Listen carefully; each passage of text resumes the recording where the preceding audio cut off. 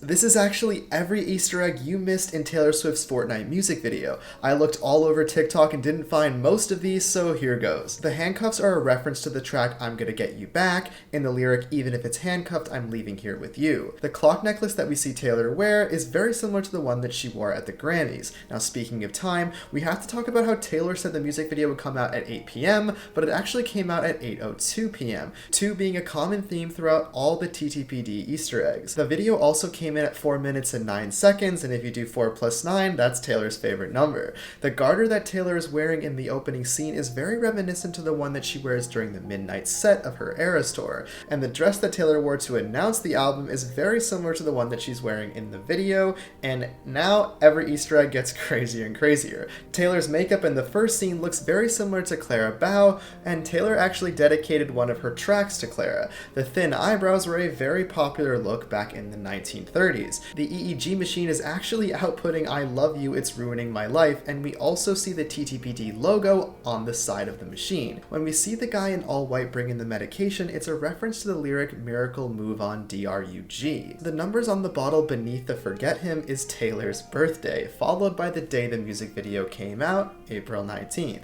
The black dress could also be a reference to the I Hate It Here track from the anthology side of the album, given that Taylor talks about the 1830s in that track. Now, some Swifties think that the black dress Lana Del Rey wore at the Grammys is also an Easter egg for Taylor's black dress. When Taylor's on the typewriter, we see a very deliberate blank space in the word ruining. Now, speaking of blank space, there also isn't a 1 on the typewriter, hinting at getting a double album. Followed by this reference to the Style music video as she reads The Story of Us to Post Malone, and yet that's another reference to, of course, her song from Speak Now. In the tortured scene, we see Ethan Hawke as well as Josh Charles, who both acted in the Unalive Poets Society.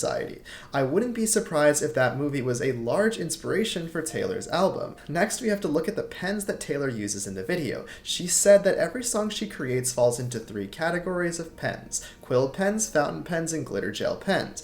This Easter egg of her using a fountain pen tells us which category Fortnight lies in. The Black Dog is actually very straightforward because of course we have a song in TTPD called The Black Dog. The telephone booth in the 5th scene is incredible because we know how classic these are in London.